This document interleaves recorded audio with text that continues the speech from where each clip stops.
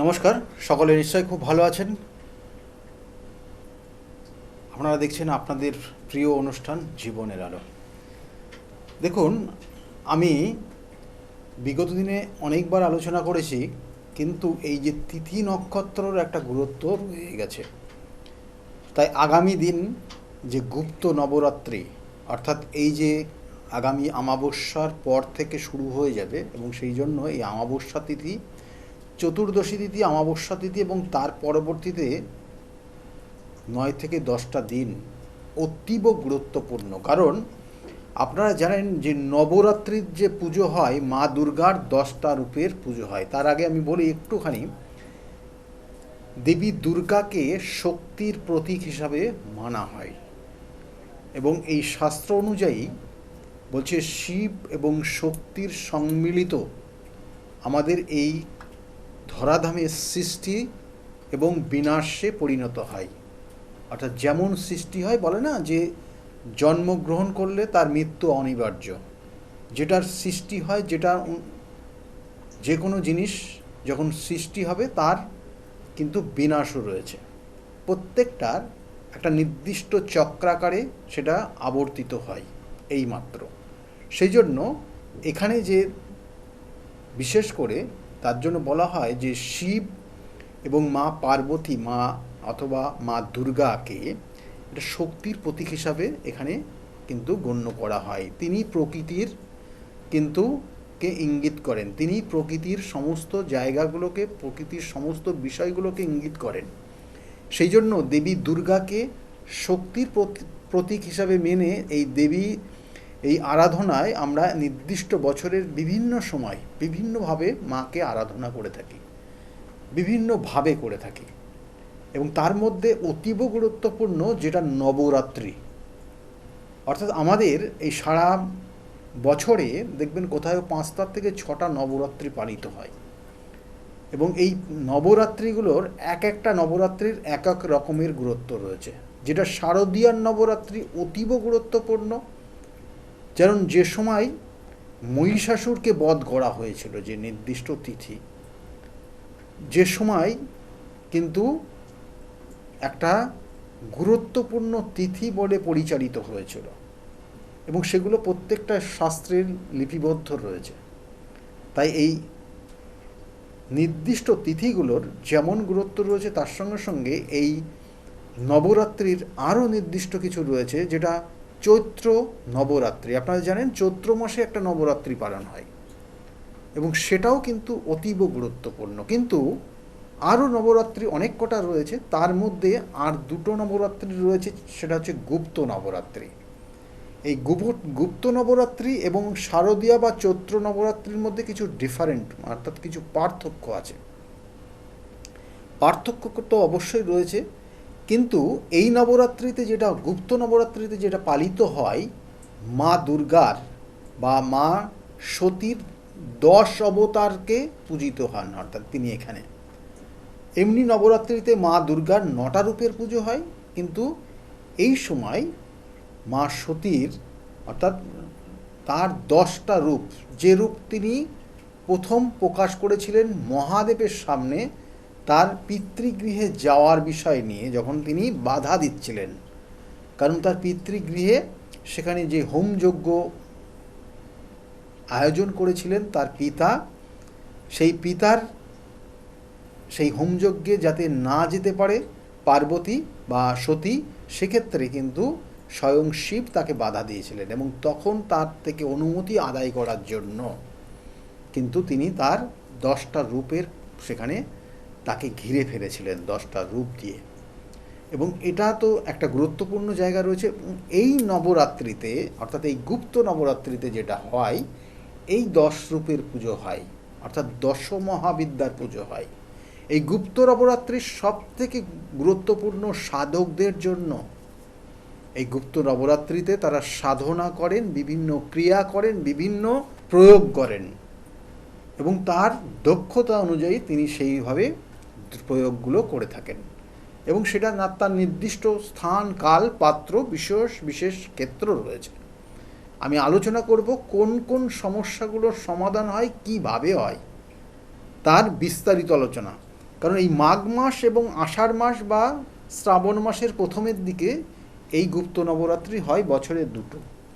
এই গুপ্ত নবরাত্রি কেন নাম দেওয়া হলো, এটার পিছনেও কিন্তু গুরুত্ব রয়েছে। গুপ্ত নবরাত্রি একটা জিনিস যেটা ইঙ্গিত রয়েছে বা শাস্ত্রে যেখানে রয়েছে, সেখানে বলা হচ্ছে যে এটা অবশ্যই গুপ্তভাবেই এই নবরাত্রি পালন করা হয়। দেখবেন অন্য নবরাত্রি যেমন ঘট স্থাপন করে নির্দিষ্টভাবে তার উপর চুন্নি চাপিয়ে বিভিন্ন যে অ্যারেঞ্জমেন্ট করা হয়, আয়োজনগুলো করা হয় সকলের সম্মুখে, এটা একটু আলাদা।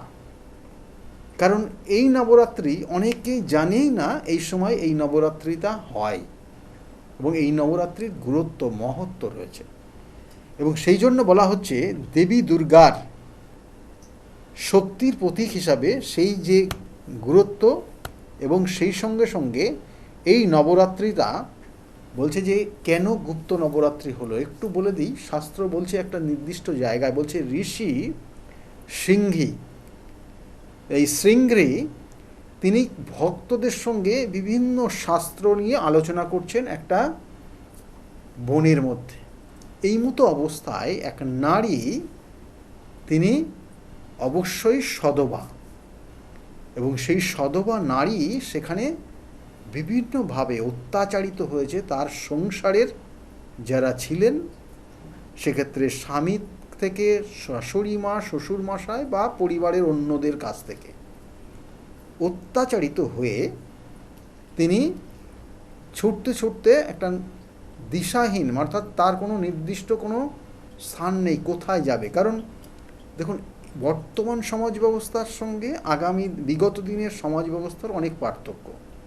যারা এই মুহূর্তে রয়েছেন, যাদের বয়স মোটামুটি 60 পার করে গেছে, তারা জানেন যে তাদের বিবাহিত জীবনের প্রথমের দিকে কিভাবে তাদেরকে চলতে হয়েছিল, অর্থাৎ সেই সমাজের ক্ষেত্রে কতটা তাদেরকে সহ্য করতে হয়েছিল। অর্থাৎ আপনি আজকের থেকে 30 বছর, 35 বছর, 40 বছর যদি পিছিয়ে যান, সেই সময় যে বিবাহ হতো, এবং তারপরেও তার আগেও যদি যান, আরও আগেই যান, তাহলে তারা বুঝতে পারবেন যে বিবাহ একটা নির্দিষ্ট কি বয়সী বিবাহ হতো মেয়েদের, এবং তারপরে তাদেরকে শ্বশুর বাড়িতে গিয়ে কী ধরনের কর্ম করতে হতো, এবং কিভাবে তাকে কি কি বিষয় মেনে চলতে হতো। যারা এই সময় এই মুহূর্তে টিভির সামনে বা আমার এই প্রোগ্রামটা দেখছেন, ওই বয়সের যারা মেয়েরা রয়েছেন, তারা, মেয়েরা বলতে এখানে যারা বৃদ্ধা হয়ে গেছেন, 60 বছরের পার হয়ে গেছে, 70 বছর এরকম বয়সের মধ্যে চলছেন, তারা কিন্তু এই বিষয়টা অনুভব বা উপলব্ধি করেছেন। তাই সেই রকমই অত্যাচারিত হয়ে এক সধবা নারী, তিনি তখন ওই জঙ্গলের মধ্যে দিয়ে যাচ্ছেন, এবং এই সময় দেখেন ঋষি শৃঙ্গি তিনি ভক্তদের নিয়ে বিভিন্ন রকমের আলোচনা করছেন, এবং তার সঙ্গে সঙ্গে তার শিষ্যরাও রয়েছেন। এবং সেই শৃঙ্গির কাছে সেই স্ত্রী লোকটি যখন যান, গিয়ে বলেন যে আমার কি উপায় আছে, আমি কি করলে আমি এখান থেকে আমার শ্বশুরবাড়ির অত্যাচার থেকে নিজেকে ভালো জায়গায় রাখতে পারবো, আমি ভালো থাকতে পারবো। তখন স্বয়ং শৃঙ্গিদেব, অর্থাৎ ঋষি শৃঙ্গি তাকে উপদেশ দিয়েছিলেন যে মা দেখো, অমুক একটা সময় আসছে এই অমাবস্যার পরের থেকে, কারণ এই অমাবস্যাটাও যতটা গুরুত্বপূর্ণ, তার সঙ্গে সঙ্গে আগামী দিনগুলোও খুব গুরুত্বপূর্ণ রয়েছে। তুমি এই অমাবস্যা সমাপ্ত যেই হবে, তারপরে তুমি তোমার গৃহে যেটা নবরাত্রি পালিত হয়, যেটা চৈত্র মাসে হয়, শারদীয়াতে হয়, যেমন করে হয় তেমন করেই তুমি করবে। তাতে তোমাকে কেউ, তোমার পরিবারের শ্বশুর বাড়িতে কেউ তোমাকে সন্দেহ করবে না, কারণ তোমাকে তো পুজোই করতে দেয় না। কারণ তিনি একথাও বলেছেন সেই স্বয়ং ঋষির কাছে যে তার স্বামী বা তার পরিবারের কেউ পুজো পাঠ মানে না, তারা নাস্তিক টাইপের, তারা এগুলো বিশ্বাস করে না, কোনো দেবতাকে মানতেই চায় না, এবং বরঞ্চ আমি নিজে মেনে যদি সেখানে পুজো করি, তাহলে আমার ওপর তারা অত্যাচার করে। এবং বিশেষ করে এই তিথি দেখে যদি আমি পুজো করি তাতে আমি আরও বেশি অত্যাচারিত হব তাদের দ্বারা। তাহলে এই মতো অবস্থায় কি করা যায়? তখন স্বয়ং ঋষিদেব তিনি বলেছিলেন তাকে যে এই অমাবস্যার পর থেকে সাধারণত কেউ জানে না যে এই সময়টা এই নবরাত্রি হয়, এটা শুধুমাত্র আমাদের অর্থাৎ এই সাধকদের জন্যই গুরুত্বপূর্ণ রয়েছে। তারা বিভিন্ন তন্ত্রের প্রয়োগ করে এই সময়টা অনেক কঠিন কঠিন সমস্যার সমাধান করে। তুমি এক কাজ করো, তুমি তোমার পিতৃগৃহে অর্থাৎ তুমি তোমার স্বামীর গৃহে ফিরে যাও, স্বামীর গৃহে গিয়ে যেমন নবরাত্রির পুজো হয় সেইভাবে ঘট বসিয়ে এবং এই নির্দিষ্ট ক্রিয়াটা করো, কারণ তারা জানতেই পারবে না এটা নবরাত্রি উপলক্ষে তুমি পুজো করছো। এবং তুমি তোমার আশা আকাঙ্ক্ষা যেগুলো মনস্কামনা সেগুলো তুমি সেটা প্রতিদিন একটা নির্দিষ্ট সময় মেনে সেই ঘটের সামনে বসে সেই ক্রিয়াগুলো সেই মন্ত্রগুলো বলতে থাকো এবং তুমি তোমার মনস্কামনা চাও। স্বয়ং মা দুর্গা এখানে তোমাকে তোমার এই আশীর্বাদ দিলে পারে তুমি সেখান থেকে মুক্ত হবে। এবং এর সঙ্গে সঙ্গে আর কি হবে বলে দিলেন যে এর সঙ্গে সঙ্গে তোমার পরিবারের যে পাপ করেছে বা তোমার স্বামী যে পাপ কর্মে লিপ্ত হয়েছে যার কারণে তোমার ওপর বিভিন্ন ধরনের অত্যাচার করছে এবং তার সঙ্গে সঙ্গে তার জীবনের কোনো উন্নতি হতে চাইছে না, সমস্ত ক্ষেত্রে তার জীবনের বাধা তৈরি হচ্ছে এবং তার জীবনের বাধা তার অবনতির, তার জন্য তুমি দুঃখ পাচ্ছ, তুমি কষ্ট পাচ্ছ, তার সমস্যার জন্য তুমি সমপরিমাণে ব্যথিত হচ্ছ, কিন্তু সে সেটা বুঝতে পারছে না। কারণ আগামী অর্থাৎ বিগত দিনের নারীদের কিন্তু এই জায়গাটাই ছিল। কারণ আজকে আমি বলছি কেন, কারণ 60 বছর পিছিয়ে যদি যান, 70 বছর পিছিয়ে যদি যান, তাহলে সেখানে সেই সময় যদি বিবাহ যাদের হয়েছে, যাদের এখন বয়স 60-70, তারা ভালো করেই বুঝতে পারছেন তখন কিন্তু তাদেরকে বলে দেওয়া হতো যে স্বামীর উন্নতি তাদের উন্নতি। সেই জন্য তাদের হাতের বাঁ হাতটা দেখা হতো, প্রত্যেকের জীবনের ডান হাতই হচ্ছে তাদের কর্ম হাত, আর বাঁ হাতটা যেটা নিয়ে জন্মগ্রহণ করে, সেই জন্য তার বাঁ হাতটা এই জন্য দেখা হতো, সেই বাঁ হাতটা হচ্ছে তার স্বামীর হাত, তার জীবনের কি পরিণতি হবে, সেই জন্য তার স্বামীরকেই কিন্তু বেশি গুরুত্ব দেওয়া হতো মেয়েদের ক্ষেত্রে। স্বামীর উন্নতি মানে মেয়ের অর্থাৎ তার সেই বউয়ের বা তার স্ত্রীর উন্নতি, এটা মানা হতো। সেগুলোর অনেক পরিবর্তন হয়েছে। সেই জন্য বলা হচ্ছে যে স্বামীর ক্ষেত্রে স্বামীর অবনতি, স্বামীর পাপ, স্বামীর সর্বক্ষেত্রে সমস্যা, সেটা তোমারই সমস্যায় আসছে। সেই জন্য তুমি যদি এইভাবে ঘট স্থাপন করে এই নবরাত্রিটা উদযাপন করে সঠিক পুজো পাঠ করো নিষ্ঠার সঙ্গে, তাহলে দেখবে তোমার এই যে তুমি যে আশীর্বাদ পাবে মায়ের কাছে, সেই আশীর্বাদ তোমার স্বামীর ওপর বতরাবে এবং সেই স্বামী তোমার থেকে অর্থাৎ সেই স্বামী তার পাপ থেকে সে মুক্ত হতে পারবে।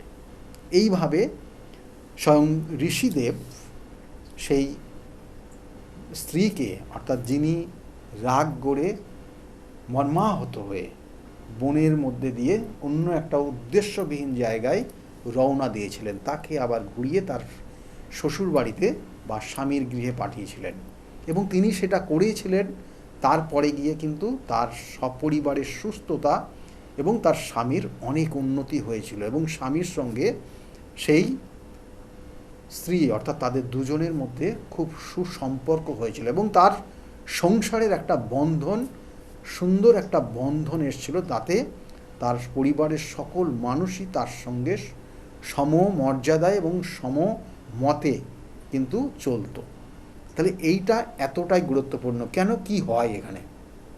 ঋষি এটাও বলেছিলেন যে এই নবরাত্রিটা কিন্তু অ্যাকচুয়ালি শুধুমাত্র সাধকদের জন্যই খুবই গুরুত্বপূর্ণ এবং তারা তাদের সাধনা বলে নির্দিষ্ট ক্রিয়ার মাধ্যমে এখানে তার ভক্তদেরকে উদ্ধার করে থাকেন। অর্থাৎ নির্দিষ্ট ক্রিয়া বলে তাদেরকে ভক্তরা অর্থাৎ তার যা শরণাপন্ন হয় যারা, তাদেরকে বিভিন্ন তারা সমস্যায় থাকে, বিভিন্ন কঠিন সমস্যায় মানুষ, বিভিন্ন ধরনের সমস্যা আসে মানুষের জীবনে। দেখবেন কারো ক্ষেত্রে সম্পত্তি নিয়ে সমস্যা, কারো ক্ষেত্রে পরিবারের হাজব্যান্ড ওয়াইফের মধ্যে সমস্যা, কারোর ক্ষেত্রে অর্থ নিয়ে সমস্যা, কারোর ক্ষেত্রে ব্যবসা নিয়ে সমস্যা, কারোর ক্ষেত্রে একটা রিলেশনের ব্যাপার নিয়ে সমস্যা, কারোর ক্ষেত্রে সন্তান নিয়ে সমস্যা। সমস্যার কিন্তু শেষ নেই।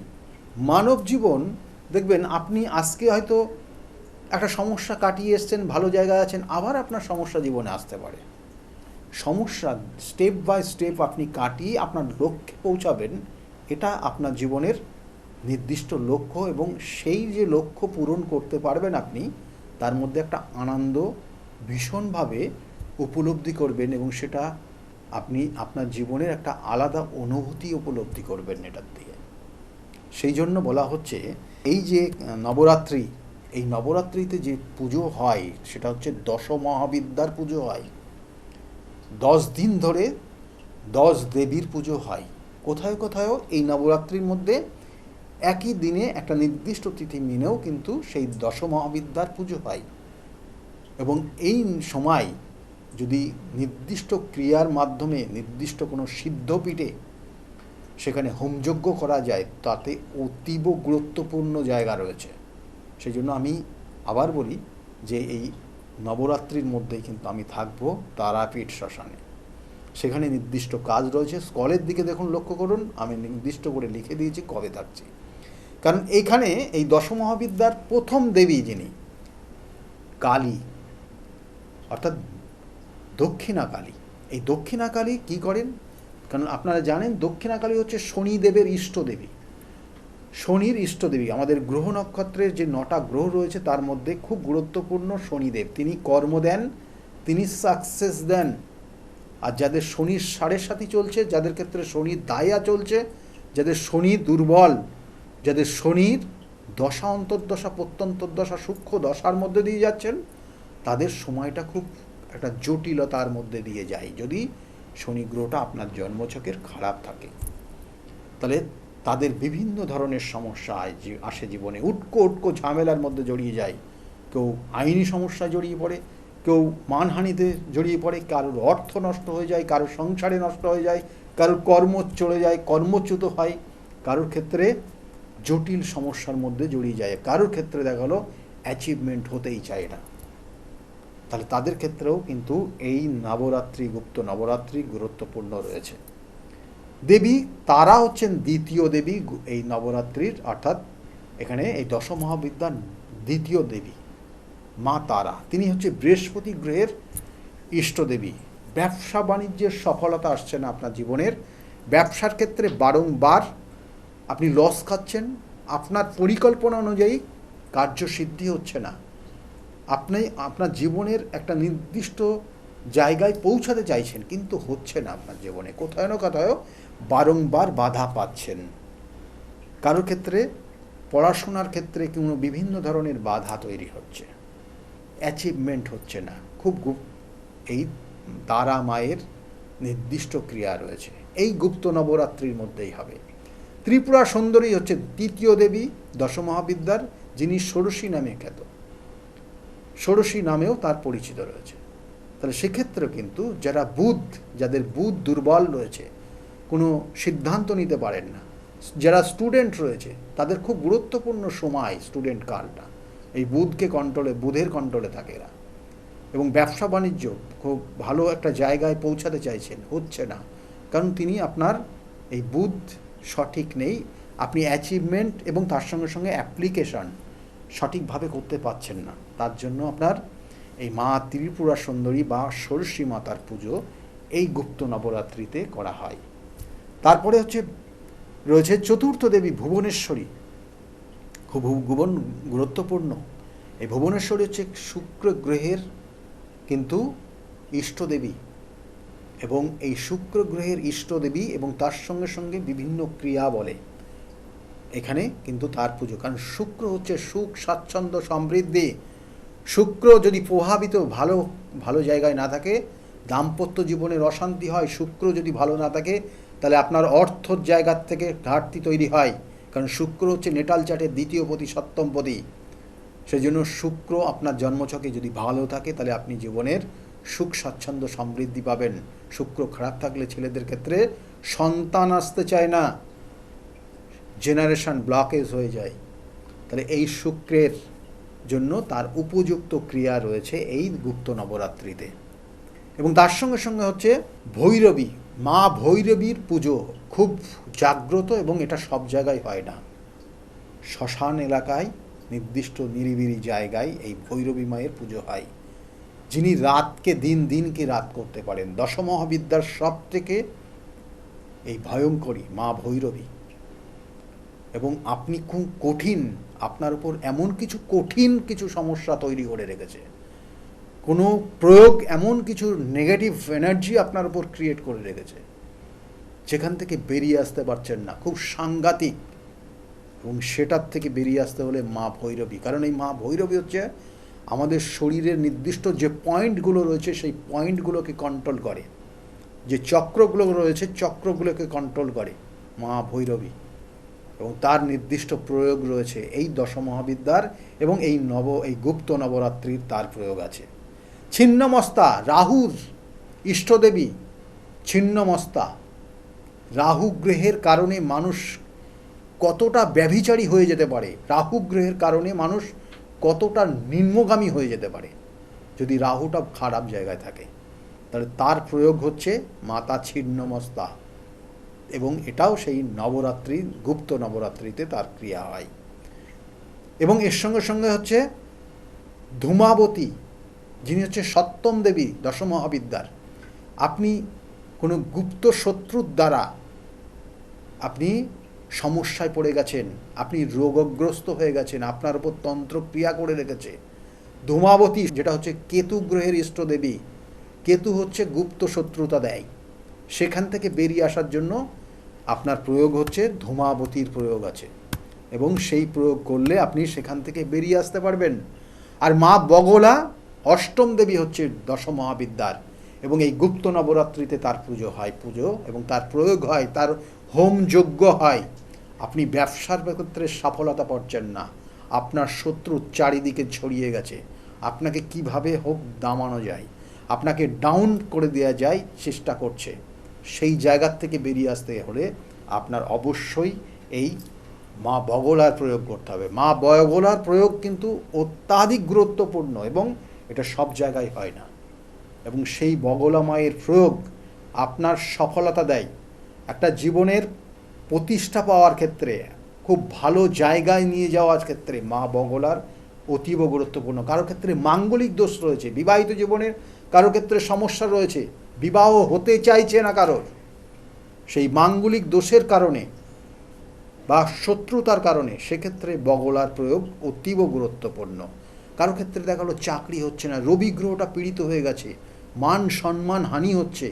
রবি হচ্ছে আমাদের জীবনের নাম যশ খ্যাতি প্রতিপত্তি দেয়।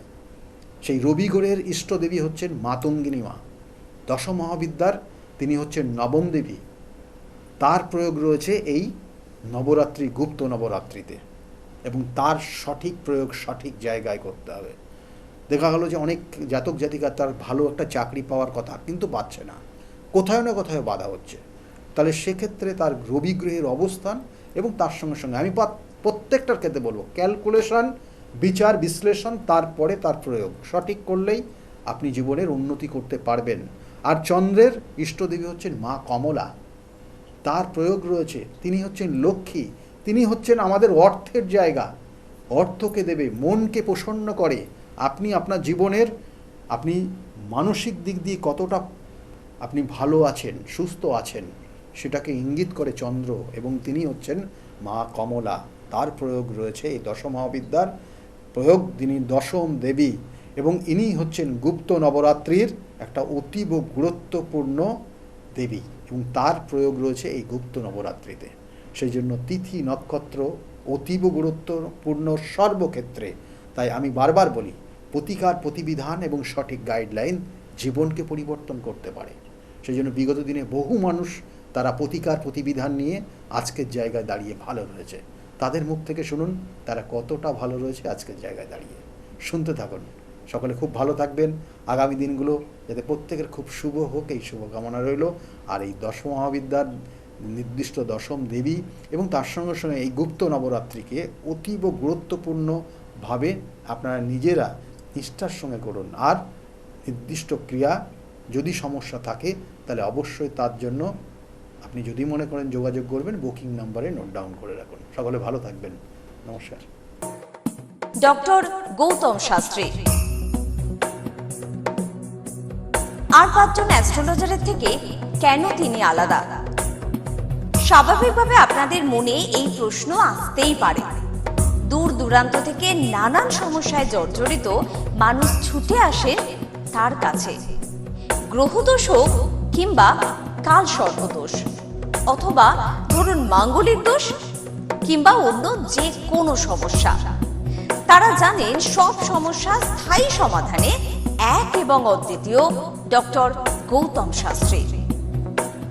চলুন আজ আপনাদের সাথে পরিচয় করিয়ে দিই এমন কিছু মানুষের এবং শুনে নিই তাদের কথা। ছেলে ফোন করলো আপনাকে? হ্যাঁ, ছেলে হঠাৎ করে মানে হঠাৎ করে ফোন? হঠাৎ করে একদিন ফোন করে বলছে, বাবা তুমি কোথায় আছো? আমি একটু অসুবিধার মধ্যে পড়ে আছি, তো আমি তোমার সঙ্গে ইমিডিয়েট কথা বলতে চাই।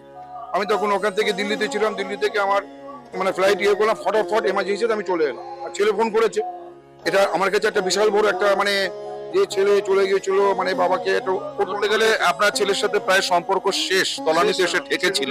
সেই ছেলে কিন্তু মিরাকেল ভাবে আপনাকে ফোন করলো এবং বলল যে আমি আসতে চাই বাবা।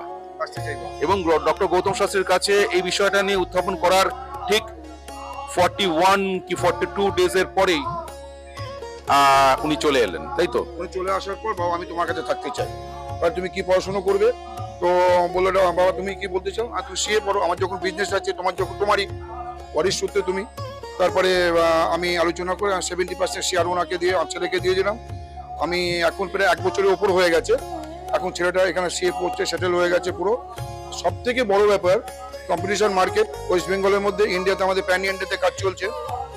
আমি অনেক কন্ট্যাক্ট আমার কাছে আছে, বাট রেলের টেন্ডারের জন্য আমার খুব ঝামেলা চলছিল প্রচন্ড ভাবে। হঠাৎ করে রেলের ডিআরএম, এই যে আসানসোল আর এই যে আমাদের আন্ডার ডিভিশনের যে ডিআরএম একদিন আমাকে ফোন করছে, বাবু আপনি তো L1 হয়ে গেছেন, আপনি জানেন না? আমি দেখিনি, আমি হোপলেস হয়ে গেছিলাম, না রেলের টেন্ডার কি হবে, আমি একটা সাধারণ মানুষ, অত বড় টেন্ডার আমি কি করে পাবো? ফট করে দেখি অনায়াসে বলছে আপনি তো L1 হয়েছেন, বলছে 28টা কোম্পানির মধ্যে আপনি L1 হয়েছেন। আচ্ছা, এই একটা গেল। তারপরে টোটালি ডকুমেন্টস আছে, এ নয়, এটা টোটালি আমাদের 37,000 ইন্ডাস্ট্রি আছে ওয়েস্ট বেঙ্গলের মধ্যে। তার মধ্যে 500 ইন্ডাস্ট্রিকে সেন্ট্রাল চুজ করেছে, যেটা বেশি এমপ্লয় করে। 500 কোম্পানির মধ্যে আমাদের কোম্পানি একটি কোম্পানি, এটা আমার কাছে সব থেকে বড় পাওনা। প্রসঙ্গে কি আমি বলতে পারি যে বন্ধ ভাগ্যের দরজা খুলে দিতে পারেন ডক্টর গৌতম শাস্ত্রী? আমি এটা 80% আমি আমার মনের মানে 80% বলতে পারি। আমি 20% থেকে রাখতে পারি না, কারণ ভাগ্য একটা কাজ করে। 80% আমি বলে দিতে পারি। খুব ভালো লাগলো জগত মিত্রের সঙ্গে কথা বললাম। শুনলেন তো, এনাদের প্রত্যেকের আশা, ভরসা এবং বিশ্বাসের একটাই নাম, ডক্টর গৌতম শাস্ত্রী, যার সম্পর্কে আমরা এত কিছু শুনলাম।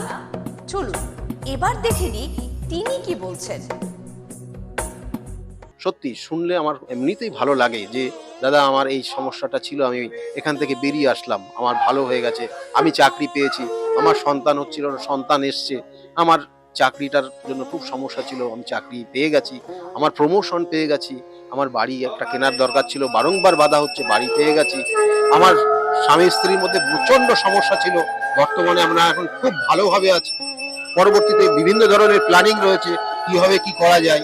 এই ধরনের ক্লায়েন্টই কিন্তু আমার কাছে বেশি দেখবেন, অর্থাৎ সবই রেফারেন্স ক্লায়েন্ট, অর্থাৎ তারা প্রতিকার নিয়েছে। আমি বারবার বলি যে প্রতিকার আগেই আপনার দেওয়া সম্ভব দরকার নেই, আপনি কিছুদিন ওয়েট করুন। বা কখনো কখনো বলি যে দেখুন যে অনেকে আসে যে আমার এই প্রতিকার সব একসঙ্গে করে দেন, আমি বলি না, দরকার নেই। দেখো অনেক সময় মেয়ের করাচ্ছে, ছেলের করাচ্ছে, হাজবেন্ড সবার করাচ্ছে, আমি বলছি একজনের নেন, তারপরে আপনি সেখান থেকে রিকভারি করুন, সেই জায়গাটা কতটা ফল পাচ্ছেন দেখুন, তারপরে নেক্সট পরবর্তী জায়গাগুলো করে দেবো। এবং সেইভাবেই আমি দিই, অর্থাৎ আজকে ছেলের জন্য এসছে, ছেলের দুদিন পরে দেখুন তার কতটা ফিডব্যাক, ভালো পজিটিভ জায়গা আসছে কিনা, এবং তারা সেটা দেখছে পজিটিভ জায়গায় আসছে, ভালো হচ্ছে, তারপরে অন্যান্য পরিবারের সমস্ত মেম্বাররাই করছে। আমি এইভাবেই করে থাকি। অন্যরকম মনে করবেন, কারণ আপনি প্রশংসা শুনতে পছন্দ করেন না। এটা দেখুন, এগুলো এগুলো মানে প্রত্যেকটা ক্যালকুলেশনের বিষয়। জ্যোতিষশাস্ত্র সবসময় ক্যালকুলেশনের উপর ডিপেন্ড করে, এবং সেটা সঠিক ক্যালকুলেশন যে পারে সেই করতে পারে, এবং সেটা সবটাই গুরুমুখী বিদ্যা। গুরুমুখী বিদ্যার বাইরে আপনি কোনোভাবে কিছু করতে পারবেন না। আর দেখুন, আমি শুধুমাত্র যে শুধু ওয়েস্ট বেঙ্গল বলুন তা না, আমার অল ইন্ডিয়া বেস আমার ক্লায়েন্ট রয়েছে, এবং অল ইন্ডিয়া শুধু বললে ভুল হবে, আমার কিন্তু অল ওয়ার্ল্ড বেস করে এখন বর্তমান ক্লায়েন্ট রয়েছে। তারা বিভিন্ন সূত্র ধরে তারা সেই যোগাযোগ এসছে, এবং তারা এই আবার বলছি, এগুলো কিন্তু প্রত্যেকটা তারা একজন প্রতিকার নিয়েছে তার সূত্র ধরে, তারাও কিন্তু প্রতিকার নিয়েছে। আজকে এই যে গত দুদিন আগে ফোন করেছিলেন একজন, তাকে আমি 1 মাস আগে প্রতিকার দিয়েছি, সেটা প্রতিকারটা পৌঁছাতে পারিনি, তারা নিজেরা পৌঁছে দিয়েছে। আমি সেই জন্য বলি যে অল ইন্ডিয়া সার্ভিস আমরাই দেব, আর ওয়ার্ল্ড বেস সার্ভিসটা আপনাদের দায়িত্বে সেটা কালেক্ট করতে হবে। এবং সেইভাবে কিন্তু তারা নিয়ে যাচ্ছে, এবং বললো যে আপনি কাজ করার পর, এই যে 1 মাস কাজ হয়ে গেছে, আমি কাজ করার পর আমার মা যখন আমাকে বলল যে তোমার কাজ কমপ্লিট হয়ে গেছে, আমি তারপরে কিছুদিনের পর থেকে আমার যে সমস্যা ছিল পুরো সমস্যা কেটে গেছে। কিন্তু তা কেন হয়েছে তার জন্য কিন্তু কারণ রয়েছে। আমি বারবার বলি, দেখো প্রতিকার প্রতিবিধান যে জিনিসটা দেওয়া হয়েছে, আপনার সন্তান সেটা ধারণ করতে পারছেন না, সেটা তার জন্য মা বা বাবা যে কোনো একজন করতে হবে। অর্থাৎ সন্তানের জন্য মা বাবা করলেই সেটার এফেক্ট হবে। এবং সেই অনুযায়ী ওনারা বাইরে ছিলেন, ওনারা ইউএসএ আছেন, কিন্তু আজকে তিনি এই কলকাতার একটা নির্দিষ্ট জায়গায় থেকে তার মা সেই ক্রিয়া নির্দিষ্ট করেছে, তার এফেক্টটা সে পেয়েছে। কারণ প্রত্যেকটা এটা কিন্তু নারীর টান সন্তানের সঙ্গে মা বাবার, তাহলে সেই নারীর টানটা কিন্তু অবশ্যই কার্যকরী। এবং সেই জন্য আমি বারবার বলি, প্রতিকার প্রতিবিধান সঠিক গাইডলাইন জীবনকে পরিবর্তন করতে পারে। এই যে কৃষ্ণনগর থেকে অর্চিতা মণ্ডল, তার সঙ্গে কথা বলছিলাম, তিনি বলছেন যে তার মা মারা যাবার পর তার যে আত্মা অর্চিতাকে ছাড়তে চাইছে না, কিন্তু অর্চিতার একটা ছোট্ট মেয়ে রয়েছে, তার স্বাভাবিক জীবন বা তার ভবিষ্যৎ জীবন নিয়ে সে ওরিড, সেই কারণে আপনার কাছে এসেছেন বা এসেছিলেন। আজকে সেই জায়গা থেকে, সেই উপদ্রব থেকে সে কিন্তু মুক্ত। এই যে ভৌতিক উপদ্রব বা একটা আত্মার উপস্থিতিকে খণ্ডন করা, এটা তো একটা অসাধ্য সাধন। আপনি আবারও স্বীকার করবেন না আমি জানি, তবু এটা এই প্রসঙ্গে আপনি যদি কিছু বলেন। আমি বারংবার বলে থাকি যে আত্মা সে শুধুমাত্র দেহ পরিবর্তন করে, জাস্ট দেহ পরিবর্তন করে অন্য দেহে সে রূপান্তরিত হয়। আমাদের আত্মা কিন্তু অমরণশীল বলা হয়। এবং এই যে ওনার ক্ষেত্রে আমি দেখেছি, দেখবেন যে আপনি সামনে যখন দেখবেন ওনাকে, তখনই মনে হবে যেন ওনার মধ্যে একটা নেগেটিভ এনার্জি কাজ করছে।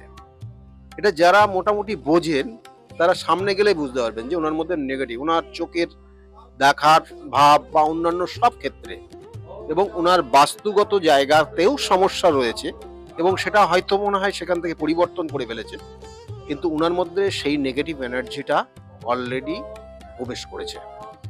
এবং সেটা যদি ওনার সামনে বলি তাহলে ওনারা অনেকটা ভীত হয়ে যাবে, ভয় পেয়ে যাবে। সেটা তো ওনাদেরকে সেইভাবে বলা হয়নি, বলা হয়েছে যে এটার একটা এফেক্ট রয়েছে আপনার। তা সেই অনুযায়ী আজকের যে আপনারা দেখলেন যে ওনার আজকে এই নির্দিষ্ট তিথিতে কাজ করা হলো, এবং এই নির্দিষ্ট তিথিতে কাজ করে ওনারা ওই জায়গার থেকে বেরিয়ে আসলেন। এবং ওটা কিন্তু আরো 3টে স্টেপে কাজ হবে, মানে একটা স্টেপে কাজ হবে না, তবুও ওটা অনেকটা প্রোগ্রেস হবে, ওনার মধ্যে কিছু পরিবর্তন হয়ে যাবে। ওনার যে সমস্যা, অনেক সময় এই ধরনের নেগেটিভ এনার্জি যার মধ্যে ক্রিয়েট হয়, তার সর্বপ্রথম ঘুম হয়ে যায়, বন্ধ হয়ে যায়, ঘুম ঠিক মতো হয় না, পায়ের নখের প্রবলেম হয়, জয়েন্টে প্রবলেম হয়, শারীরিক যে নির্দিষ্ট নিয়মাবলীগুলো রয়েছে আমাদের শরীরের, সেইগুলো কোথাও না কোথাও ব্রেক করে যায়। তাহলে এগুলো আপনারা বুঝবেন। তাহলে এবং খাওয়া দাওয়া অনেক সময় এদের ক্ষেত্রে কিন্তু কম হয়ে যায়, আবার কথায় কথায় এরা রেগে যায়, এটা ওনার মধ্যে রয়েছে। তাহলে সেই জন্য আজকে নির্দিষ্ট ক্রিয়ার মাধ্যমে সেটাকে নির্দিষ্টভাবে প্রতিকার প্রতিবিধান করা হলো। এবং এই প্রতিকার প্রতিবিধান নিয়ে আজকে আগামী কটা দিন সেইভাবে করবে, ক্রিয়া করবে, ওনাকেও ক্রিয়া করতে হবে যাতে ওনার ওই অশুভ শক্তিটা ওনার আশেপাশে না আসতে পারে। এবং সম্পূর্ণভাবে হয়তো সেটা কিছু কিছু এফেক্ট থাকবে, সেটা পরবর্তী অমাবস্যার দিনে আবার পুরোপুরি নির্মূল করে দেওয়া যাবে। আরেকজন ভদ্রমহিলার সঙ্গে কথা বলছিলাম, তিনি বললেন যে আমার মেয়ের চাকরি এবং চাকরি পাওয়ার পর তার প্রমোশন, সেটা কিন্তু স্যারের হাত ধরেই হয়েছে। এটা কি করে সম্ভব? চাকরি তো পেয়েছে ঠিক আছে, তারপরে তার প্রমোশন, যেখানে প্রমোশনটা হবার নয় সেই প্রমোশন সে পেয়ে গেল, তার কৃতজ্ঞতা স্বরূপ আজকের এই তিথিতে সে পুজো দিয়ে এসছে। কিছু কিছু ক্ষেত্রে দেখা গেল তার প্রতিভা রয়েছে, কিন্তু সেই প্রতিভা সে সঠিকভাবে কাজে লাগাতে পারে না। এগুলো জন্মছকের নির্দিষ্ট কিন্তু ক্যালকুলেশনের মাধ্যমে বার করা সম্ভব হয়, এবং সেটা আমি দেখি যে হ্যাঁ, এই জাতকের প্রতিভা রয়েছে কিন্তু সে কাজে লাগাতে পারছে না। কি কারণ? কারণটা এই কারণ। তাহলে কারণ আমি যখন বললাম এবং ব্যাখ্যা করলাম এবং যখন বিস্তারিত বলতে থাকলাম, তখন বললো হ্যাঁ আমার এটাই হচ্ছে। তখন ওই সেই নির্দিষ্ট পয়েন্টটা জাস্ট প্রতিকার প্রতিবিধান মানে ক্যালকুলেশন ফার্স্ট। অর্থাৎ আপনি যখন রোগ এর জন্য কোনো ডাক্তারের কাছে ট্রিটমেন্টে যান, তখন সর্বপ্রথম যিনি ডাক্তার, তিনি কিন্তু ডাক্তারবাবু কিন্তু সর্বপ্রথম একটা টেস্ট করেন, যে টেস্টের মাধ্যমে সেটা কনফার্ম হন যে এই রোগটা ওনার মধ্যে রয়েছে কি না। এবং টেস্টে যখন রিপোর্ট আসে হ্যাঁ, তার মানে তখন তারপরে তার উপরে কিন্তু সঠিক মেডিসিন দেন। এক্ষেত্রেও কিন্তু দায়ী জ্যোতিষশাস্ত্র সঠিক ক্যালকুলেশন দেয়, তার সঙ্গে সঙ্গে বিভিন্ন যে ক্রিয়া, বিভিন্ন যে প্রতিকার, সেগুলো তার সঠিক ট্রিটমেন্ট, সঠিকভাবে তার ক্রিয়ার মাধ্যমে সেখান থেকে সে বেরিয়ে আসছে। এবং সেটাই তাই আমি করে থাকি এবং সেটা গুরুর হাত ধরে শিখেছি এবং সেটা করে যাচ্ছি। ক্যালকুলেশনটা আগেই আপনাকে শিখতে হবে, জানতে হবে, বুঝতে হবে, এবং গুরুর কৃপা আপনার ওপর, সেই গুরুর আশীর্বাদ আপনাকে থাকতে হবে। তারপরেই আপনাকে এই কাজগুলো সঠিকভাবে করলে আপনার কাজে লাগবে এটা। আর তার সঙ্গে সঙ্গে শুনুন, আপনাকেও নিজেকে সেই জায়গা, অনেস্ট জায়গাটাকে আনতে হবে। আপনাকে বিভিন্নভাবে বিপথে পরিচালিত করার বিভিন্ন ধরনের শক্তি রয়েছে, সেই শক্তি সম্পূর্ণভাবে বিভিন্নভাবে আপনাকে কাজ করবে, যেই শক্তি আপনাকে যাতে বিপথে পরিচালিত করে। কিন্তু আপনি যদি নির্দিষ্ট লক্ষ্যে থাকেন এবং আপনি যদি নিজেকে অনেস্ট রাখতে পারেন, দেখবেন যে সঠিকভাবে আপনি যে যাই করছেন সেটা সঠিকভাবেই হচ্ছে এবং তারা উপকৃত হচ্ছে, এবং সেটাই আমি করে থাকি জাস্ট। এবং আরেকটি পরিবারের সঙ্গে কথা বললাম, তারা কিন্তু বলছে তার মেয়ে পড়াশোনা একদমই ভালো ছিল না, মাথায় ঢুকতো না, এবং পরীক্ষায় সে অকৃতকার্য হয়েছে। সেখান থেকে কিন্তু স্যারের কাছে আসার পর আজকে সে মেয়ে জয়েন্টে চান্স পেয়েছে এবং সে কিন্তু খুব ভালো দিকে যাচ্ছে। সত্যি এটা কিন্তু সবার সঙ্গে সঙ্গে মিডিয়ার যেমন প্রাপ্তি, সাধারণ মানুষ আম জনতারও প্রাপ্তি।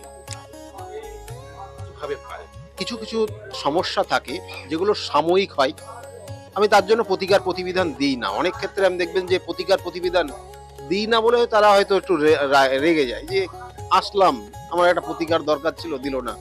আমি দেখছি তার প্রতিকার দরকার নেই। একদমই ঠিক। আমার সঙ্গে কিন্তু আরেকজনের কথা হয়েছে, তিনিও বলেছেন কাউন্সিলিং এর মাধ্যমে কিন্তু তার সমস্যার সমাধান হয়েছে। প্রতিকার দরকার নেই আপনার। আমি কয়েকটা উপদেশ দিয়েছি, আপনি ওটা মেনে চলুন, তাতেই আপনার এখান থেকে বেরিয়ে আসতে পারবেন। আমি সেইভাবেই কিন্তু গাইড করি মানুষের।